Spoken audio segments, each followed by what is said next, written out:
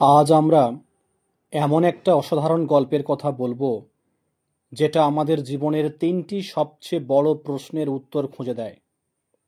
সেই গল্পটি হলো থ্রি কোশ্চেন্স, লেখক লিও টলস্টয়। এই গল্পটা পড়লে মনে হয় সত্যি কি এমন কোনো মুহূর্ত আছে যখন আমরা জানি কোন কাজটা ঠিক, কে আমাদের জীবনে সবচেয়ে গুরুত্বপূর্ণ মানুষ, আর জীবনের সবচেয়ে প্রয়োজনীয় কাজটা আসলে কি। এই গল্পে একজন জার ছিলেন, বা যাকে আমরা রাজা বলতে পারি।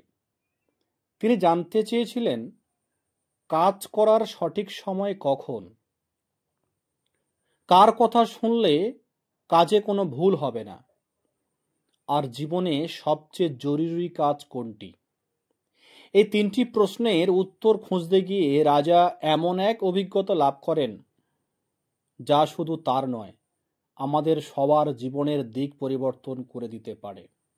তো চলো আজ আমরা দেখি রাজা কিভাবে এই উত্তরগুলো পেলেন, আর আমরা নিজের জীবনকে বা নিজের জীবনে কি শিখতে পারি এই গল্প থেকে। চলো দেখি। প্রথমে আমরা লেখক সম্পর্কে একটু জেনে নেব। দেখো, তোমাদের টেক্সটেই দেওয়া আছে অ্যাবাউট দ্য অথর, লেখক সম্পর্কে। Leo Tolstoy, a Russian writer, philosopher and social thinker. Leo Tolstoy কে ছিলেন? রাশিয়ান রাইটার, মানে একজন রুশ লেখক, ফিলোসফার, দার্শনিক অ্যান্ড সোশ্যাল থিঙ্কার, সমাজ চিন্তক। was widely regarded as one of the greatest novelists of all time. তাকে সর্বকালের অন্যতম শ্রেষ্ঠ ঔপন্যাসিক হিসাবে গণ্য করা হয়। ওয়াইডলি রিগার্ডেড, ব্যাপকভাবে গণ্য করা হয়, as one of the greatest novelists of all time. Greatest novelist মানে শ্রেষ্ঠ উপন্যাসিকদের মধ্যে একজন, অফ অল টাইম মানে সর্বকালের। হিজ মাস্টারপিসেস, তার যে শ্রেষ্ঠ রচনাগুলো, War and Peace and Anna Karenina, যেটা দুটোই পাবলিশড হয়েছিল 1869 সালে, আরেকটি পাবলিশড হয়েছিল 1887 সালে, আর celebrated for their psychological depth, historical accuracy and profound philosophical insights. কি বলা হয়েছে না, তার রচনাগুলো ওয়ার অ্যান্ড পিস ও অ্যানা ক্যারেনিনা তাদের মনস্তাত্ত্বিক গভীরতা, ঐতিহাসিক সত্যতা এবং গভীর দার্শনিক অন্তর্দৃষ্টির জন্য প্রশংসিত। মানে এই যে বলা হয়েছে না, সাইকোলজিক্যাল ডেপথ মানে মানসিক গভীরতা, হিস্টোরিক্যাল অ্যাকুরেসি ঐতিহাসিক সত্যতা, প্রফাউন্ড ফিলোসফিক্যাল ইনসাইটস গভীর দার্শনিক অন্তর্দৃষ্টি। Tolstoy's early works, such as Childhood, Boyhood, and Youth, and Sevastopol sketches, reflect his personal experiences and observations of war. কি বলছে? টলস্টয়ের আর্লি ওয়ার্কস, টলস্টয়ের প্রারম্ভিক রচনাগুলো, such as যেমন চাইল্ডহুড, বয়হুড, ইউথ, এর একটা টাইম স্প্যান দেওয়া হয়েছে 1852 থেকে 1856 সাল, এই সময়ের মধ্যে এগুলোকে লেখা হয়েছিল। অ্যান্ড সেভাস্টোপল স্কেচেস, এটা লেখা হয়েছিল 1855 সালে। তার ব্যক্তিগত অভিজ্ঞতা ও যুদ্ধ সম্পর্কিত পর্যবেক্ষণ প্রকাশ করে। রিফ্লেক্ট মিন্স প্রকাশ করে। হিজ পার্সোনাল এক্সপিরিয়েন্সেস, তার ব্যক্তিগত অভিজ্ঞতা, আর অ্যান্ড অবজারভেশনস অফ ওয়ার মানে যুদ্ধ সম্পর্কিত পর্যবেক্ষণ। However, he later underwent a spiritual transformation, leading to his advocacy of pacifism, Christian anarchism, and simple living, as seen in the kingdom of God is within you. কি বলতে চাইছে? He later underwent, পরবর্তীকালে তিনি একটি আধ্যাত্মিক পরিবর্তনের মধ্যে দিয়ে যান। He went a spiritual transformation মানে আধ্যাত্মিক পরিবর্তনের মধ্যে দিয়ে যান, যা তাকে অহিংসা, খ্রিস্টীয় নৈরাজ্যবাদ এবং সরল জীবনের পক্ষপাতী করে তোলে। যা দেখা যায় the kingdom of God is within you, এই গ্রন্থে। আচ্ছা, পেসিভ অ্যাডভোকেসি মানে হচ্ছে পক্ষপাতিতা বা সমর্থন। পেসিফিজম মানে হচ্ছে অহিংসা নীতি। খ্রিশ্চিয়ান অ্যানার্কিজম মানে হচ্ছে খ্রিস্টীয় নৈরাজ্যবাদ। সিম্পল লিভিং মানে সরল জীবনযাপন। His later fiction, including The Death of Ivan Ilyich and Resurrection, critiques social injustice and explores existential themes. His later fiction, তার পরবর্তী গল্পসমূহ যেমন দ্য ডেথ অফ ইভান লিচ, যেটা প্রকাশিত হয়েছিল 1886 সালে, অ্যান্ড রিসারেকশন, এটাও প্রকাশিত হয়েছিল 1899 সালে, সমাজের অন্যায়ের সমালোচনা করে অ্যান্ড অস্তিত্বের বিষয়গুলি অনুসন্ধান করে। ক্রিটিক্স মানে হচ্ছে সমালোচনা করা। সোশ্যাল ইনজাস্টিস মানে হচ্ছে সামাজিক অন্যায়। এক্সপ্লোরস মিনস অনুসন্ধান করা। আর এক্সিস্টেন্সিয়াল থিমস মানে অস্তিত্বমূলক বিষয়। Tolstoy's ideas on non violence influenced leaders like Mahatma Gandhi and Martin Luther King junior. টলস্টয়ের যে অহিংসা সম্পর্কে যে ধারণা, সেই ধারণাগুলো মহাত্মা গান্ধী ও মার্টিন লুথার কিং জুনিয়রের মতো নেতাদের প্রভাবিত করেছিল। Despite conflicts with the Russian Orthodox Church, his moral and literary legacy remains unparalleled in world literature. রুশ অর্থোডক্স চার্চের সঙ্গে মতবিরোধ থাকা সত্ত্বেও, ডেসপাইট কনফ্লিক্টস মানে হচ্ছে মতবিরোধ থাকা সত্ত্বেও, কাদের সঙ্গে না, রাশিয়ান অর্থোডক্স চার্চ, তার নৈতিক ও সাহিত্যিক উত্তরাধিকার বিশ্ব সাহিত্যে অতুলনীয় রয়ে গেছে। His moral and literacy Legacy, তার যে নৈতিক এবং যে সাহিত্যিক উত্তরাধিকার বিশ্ব সাহিত্যে অতুলনীয় রয়ে গেছে। রিমেন্স আনপ্যারালালড, যাকে বলা হচ্ছে অতুলনীয়ভাবে রয়ে যাওয়া ইন ওয়ার্ল্ড লিটারেচার, বিশ্ব সাহিত্যে। আচ্ছা, এটা গেল আমাদের অ্যাবাউট দ্য অথার সম্পর্কে। এবারে আমরা একটু জানবো অ্যাবাউট দ্য টেক্সট। এই টেক্সট সম্পর্কে তোমাদের টেক্সটে যেটুকু অংশ দেওয়া আছে আমরা সেইটুকু অংশ তার বাংলা অনুবাদ করব। Three Questions is a short story by Leo Tolstoy, first published in 1885 as part of his collection What Men Live By and Other Tales. আচ্ছা, কি বলছে না, থ্রি কোশ্চেন্স হলো লিও টলস্টয়ের একটি ছোট গল্প, শর্ট স্টোরি, যা প্রথম প্রকাশিত হয় 1885 সালে। তার গল্প সংগ্রহ what men live by and other tales. তাহলে গল্প সংগ্রহের নামটা হচ্ছে what men live by and other tales. এই গল্প সংগ্রহের একটা অংশ হিসাবে প্রকাশিত হয় এই থ্রি কোশ্চেন্স 1885 সালে।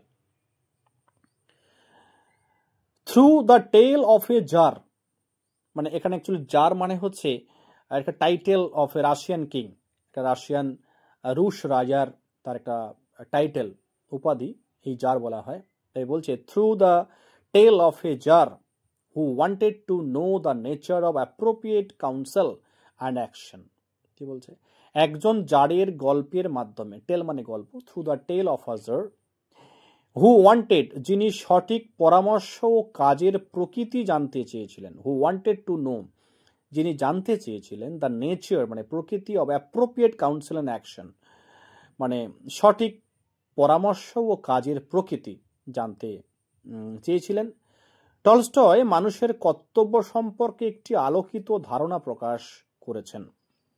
টলস্টয় রিভিলস মানে হচ্ছে প্রকাশ করা, তো টলস্টয় প্রকাশ করেছেন অ্যান ইলুমিনেটিং নোশন মানে একটি আলোকিত ধারণা বা স্পষ্ট চিন্তা about the duties of man, মানুষের যে কি কর্তব্য সে বিষয়ে একটি স্পষ্ট ধারণা প্রকাশ করেছেন। This simple tale is loaded with deep thoughts on the way human beings should conduct their actions.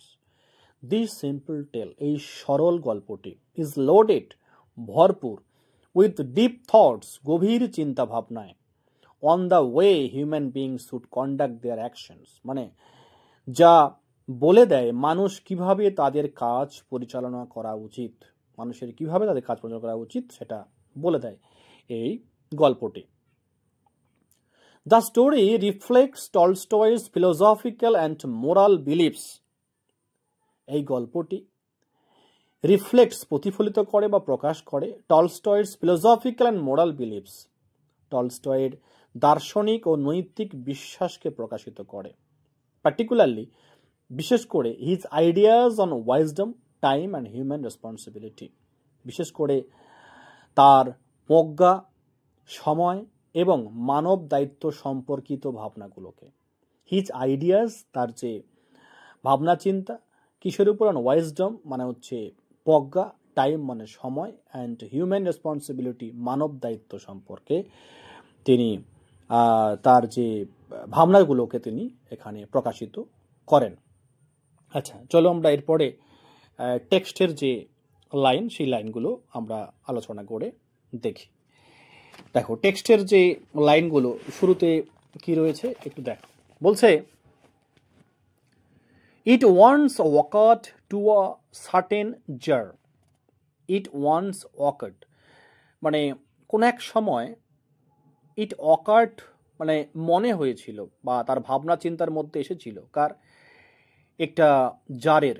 Jar বলতে আগেই বলেছি, জার হচ্ছে title of a Russian ruler, মানে রুশ শাসকদের একটি উপাধি এই জার, তাই তাকে জারই বলা হয়। তাই বলছে কোনো এক জারের তার মাথায় একটি ভাবনা চিন্তা এলো। কি ভাবনা চিন্তা? If he always new the right time to begin everything.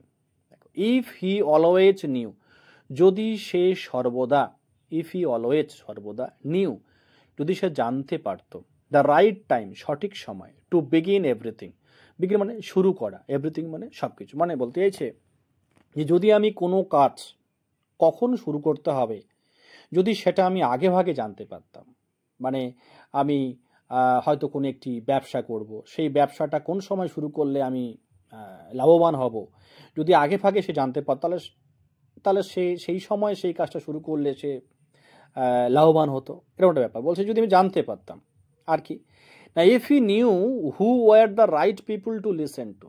যদি ইফ হি নিউ, যদি সে জানতে পারত, হু were the right people to listen to, right মানে সঠিক মানুষজন কারা, যার কথা রাজা শুনবে, টু লিসেন টু মানে বলতে এই যে আমি যদি জানতে পারতাম যে ওই লোকগুলোর কথা মেনে চললে তাহলে আমি কোনোদিন কোনো বিপদে পড়বো না বা আমি যে কোনো কাজে আমি সাফল্য পাবো, যদি আমি জানতে পারতাম।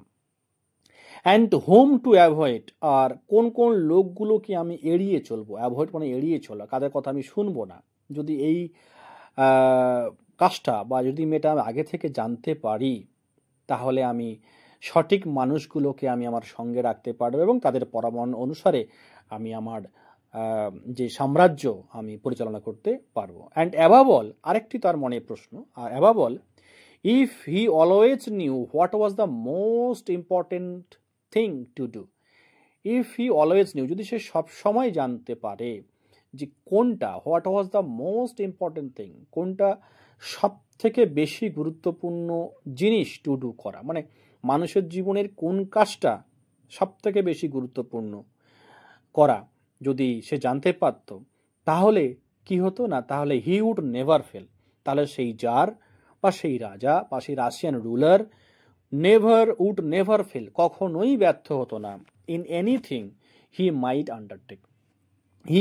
আন্ডারটেক, সে যে কাজটি শুরু করতে যাবে, যে কাজটি করবে সেই কাজে সে কখনো ব্যর্থ হবে না যদি সে এই তিনটে প্রশ্নের উত্তর তার জানা থাকে। তার এক নম্বর প্রশ্ন কি মনে এসেছিল, যে কোনো কাজ আমি কখন শুরু করব সেই সঠিক সময়টা যদি আগে থেকে জানা যায়। দুই নম্বর প্রশ্ন হচ্ছে কাদের কথা সে মেনে চলবে, অর্থাৎ তার পরামর্শদাতা কারা হবে আর কাদের কথা সে শুনবে না। 3 হচ্ছে মানুষ্য জীবনের সব থেকে গুরুত্বপূর্ণ কাজ কোনটা, যদি সে এটা জানতে পারত তাহলে সে যে কোনো কাজে সে সফল হতো, সে কখনোই সে ব্যর্থ হতো না।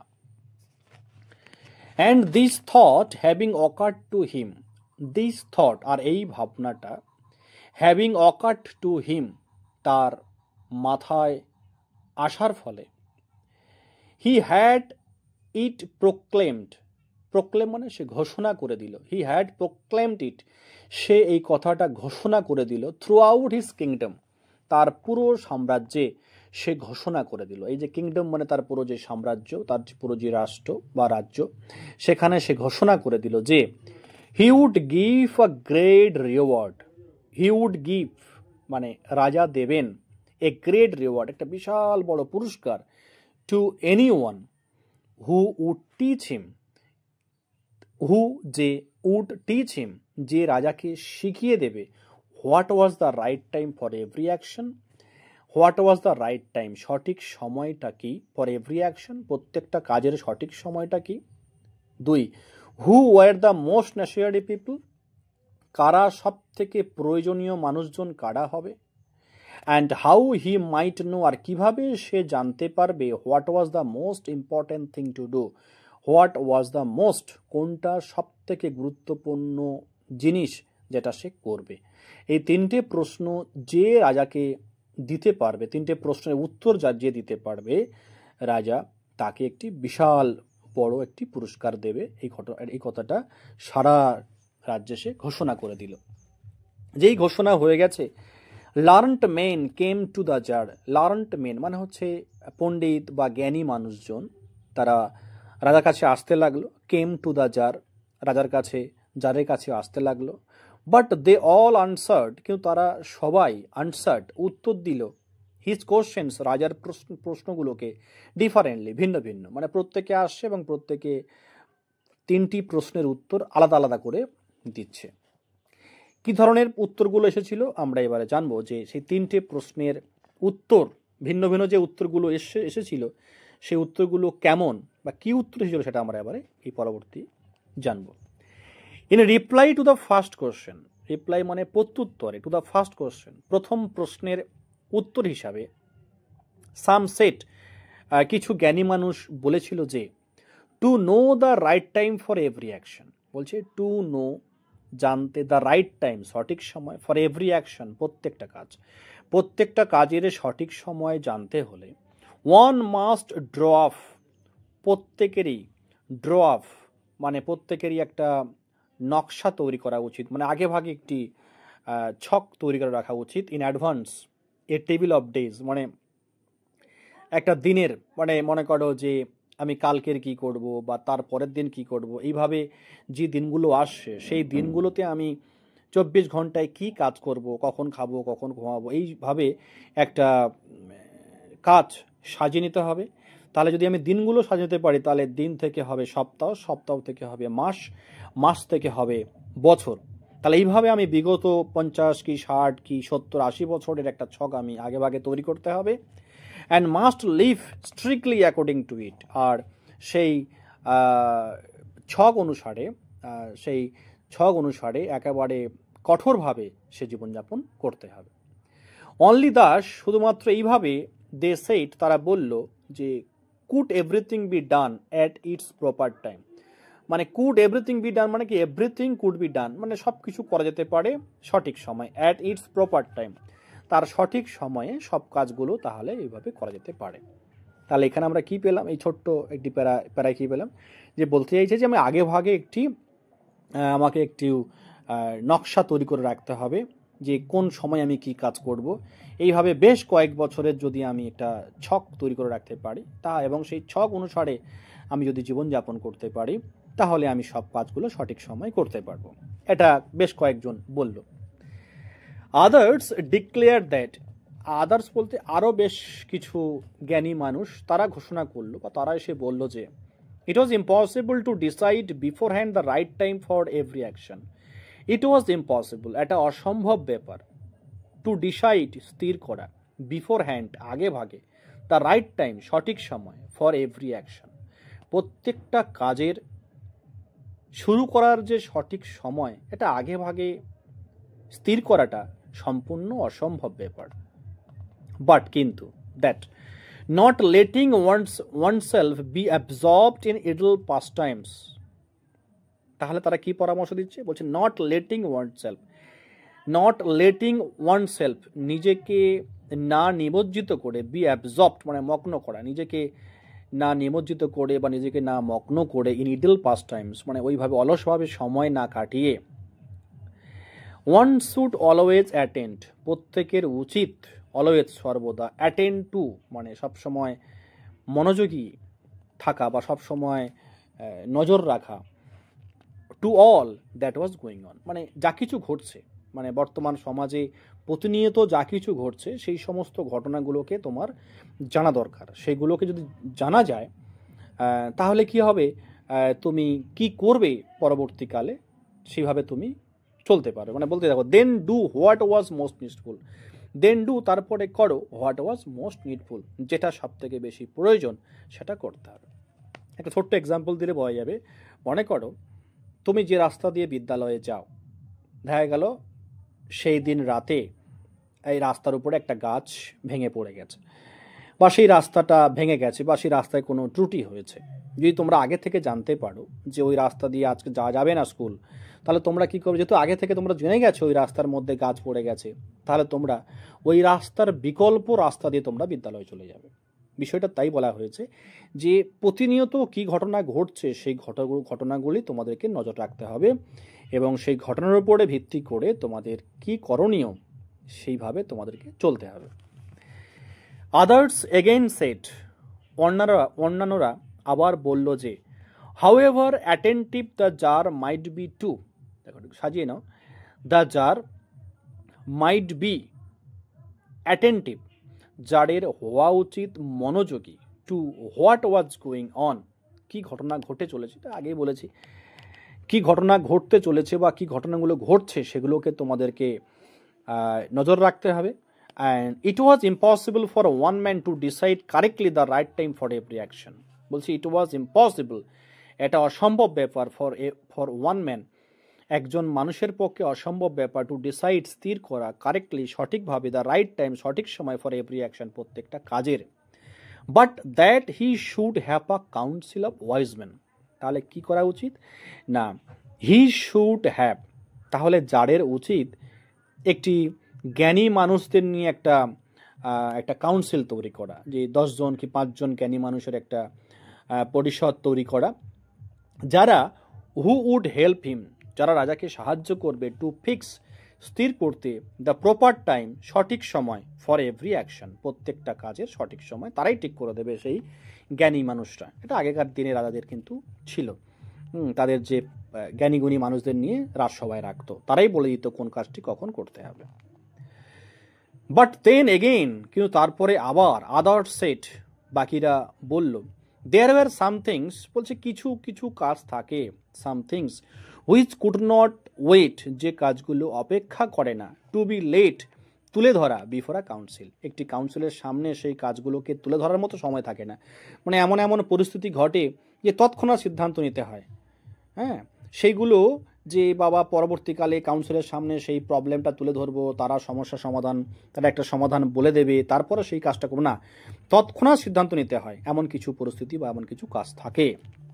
But about which one had at once to decide, বলছে ওই যে অ্যাবাউট হুইচ, ওই যে কাজগুলো, ওয়ান হ্যাড অ্যাট ওয়ান্স প্রত্যেকে, অ্যাট ওয়ান্স তৎক্ষণাৎ, টু ডিসাইড করতে হয়, সিদ্ধান্ত নিতে হয়, what to undertake them or not, সেই কাজটি তারা করবে কি করবে না, তৎক্ষণাৎ সেগুলোকে সিদ্ধান্ত নিতে হয়। But in order to decide that, কিন্তু ওই কাজগুলো বা ওই বিষয়টা, ইন অর্ডার টু উদ্দেশ্যে, টু ডিসাইড সিদ্ধান্ত নেওয়ার উদ্দেশ্যে, one must know before hand, প্রত্যেকের জানা উচিত, one must know before hand, আগে ভাগে জানতে হবে যে আমি আজকে বিদ্যালয়ে যাব, বা আমি আজকের কোনো কলকাতায় যাব, কলকাতা যাওয়ার সময় রাস্তায় একটি অ্যাক্সিডেন্ট হবে, তাহলে আমি ওই পথে যাব না, এটা আগে ভাগে তোমার জানতে হবে, এটা কখনো সম্ভব নয়। ওয়ান মাস্ট নো প্রত্যেকের জানা উচিত, বিফোর হ্যান্ড আগে ভাগে, what was going to happen, কি ঘটতে চলেছে, এটা কখনো একজন সাধারণ মানুষের পক্ষে জানা সম্ভব নয়। তাহলে কি করতে হবে, ইট ইজ অনলি ম্যাজিশিয়ানস, শুধুমাত্র যারা ম্যাজিশিয়ানস, যারা জাদুকর, যারা জাদু জানে, তারা বলে দিতে পারে, হু নো দ্যাট, তারা বলে দিতে পারে যে কি ঘটতে চলেছে, যেটা আমরা মনে করি যারা জ্যোতিষীরা, ওরা আগে ভাগে বলে দিতে পারে বলে আমরা মনে করি, যে জ্যোতিষীরা বলে দেবে বিভিন্ন রকম গণনা করে যে কি ঘটতে চলেছে ভবিষ্যতে। কিন্তু কিছু জ্ঞানী মানুষ বলছে যে এটা একমাত্র ম্যাজিশিয়ানসরা জানতে পারে যে কি ঘটতে পারে। And therefore in order to know the right time for every action, in order to know জানার উদ্দেশ্যে, the right time for every action প্রত্যেকটা কাজের সঠিক সময় যদি আমি জানতে চাই, তাহলে ওয়ান মাস্ট কনসাল্ট ম্যাজিশিয়ানস। তাহলে প্রত্যেকেরই উচিত ম্যাজিশিয়ানদের সঙ্গে পরামর্শ করা, অর্থাৎ রাজার উচিত ম্যাজিশিয়ানদের পরামর্শ মেনে চলা। Equally various were the answers the second question. বলছে দ্বিতীয় প্রশ্নের উত্তর ইকুয়ালি একই রকম ভাবে, ভ্যারিয়াস ছিল ভিন্ন ভিন্ন, দ্বিতীয় প্রশ্নের উত্তরও ছিল কিন্তু আলাদা আলাদা। সামসেট, কেউ কেউ বলছে যে the people, some said the people the যার most needed, the people the যার মোস্ট নিডেড, যারের যাদের যে সমস্ত লোকেদের ভীষণ প্রয়োজন, মোস্ট নিডেড তারা কারা? ওয়ার ইজ কাউন্সিলার্স, তার কাউন্সিলার্সরা। আদার্স, আবার কেউ কেউ বলছে দ্য প্রিস্ট, পুরোহিত। তাহলে কিছু লোক বলছে কাউন্সিলার্স, যারা পরামর্শদাতা, তারাই হচ্ছে রাজার সব থেকে মানে কি বলবো গুরুত্বপূর্ণ ব্যক্তি, যাদের কথা রাজা মেনে চলবে। আবার কিছু জ্ঞানী মানুষ বলছে না, রাজা উচিত প্রিস্ট, পুরোহিতদের কথা মেনে চলা উচিত। আদার্স, আবার কেউ কেউ বলছে দ্য ডক্টরস, ডাক্তারদের কথা মেনে চলা উচিত। হোয়াইল, যখন সামসেট, আবার কিছুজন বলছে যে the warriors were the most necessary. Warriors মানে কি? যারা যোদ্ধা, রাজার উচিত যারা যোদ্ধা তাদের কথা মেনে চলা উচিত।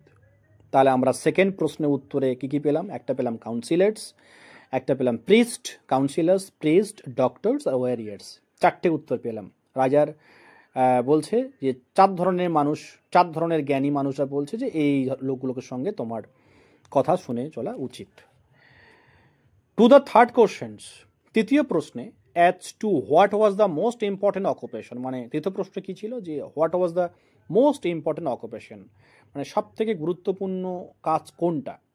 তার উত্তরে সাম রিপ্লাইড দ্যাট, কিছু লোক উত্তর দিল যে the most important thing in the world was science, সব থেকে গুরুত্বপূর্ণ জিনিস এই বিশ্বে সেটা হচ্ছে বিজ্ঞান, মানে প্রযুক্তি মেনে চলতে হবে, প্রযুক্তি, বিজ্ঞান।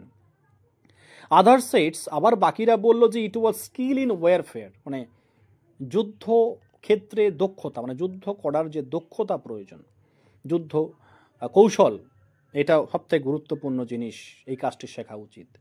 আদার্স এগেন্স, আবার বাকিরা বলল যে ইট ওয়াজ রিলিজিয়াস ওয়ারশিপ, না, বলছে যে রিলিজিয়াস ওয়ারশিপ, ধর্মীয় পূজা অর্চনা, মানে জীবনের, মনুষ্য জীবনের সব থেকে গুরুত্বপূর্ণ কাজ হচ্ছে ধর্মীয় মানে পূজা অর্চনা করা। হ্যাঁ, তাহলে তৃতীয় প্রশ্নে আমরা কি কি উত্তর পেলাম? একটা পেলাম সায়েন্স, কেউ কেউ বলছে জীবনের সবথেকে গুরুত্বপূর্ণ কাজ হচ্ছে বিজ্ঞান, আবার কেউ বলছে যুদ্ধ দক্ষতা, আবার কেউ কেউ বলছে ধর্মীয় পূজা অর্চনা। সায়েন্স, স্কিল ইন ওয়ারফেয়ার আর রিলিজিয়াস ওয়ারশিপ। বেশ, আজকের আমরা এইটুকু পড়ি। আমরা পরবর্তী ভিডিওতে আবার বেশ কিছু অংশ আলোচনা করব।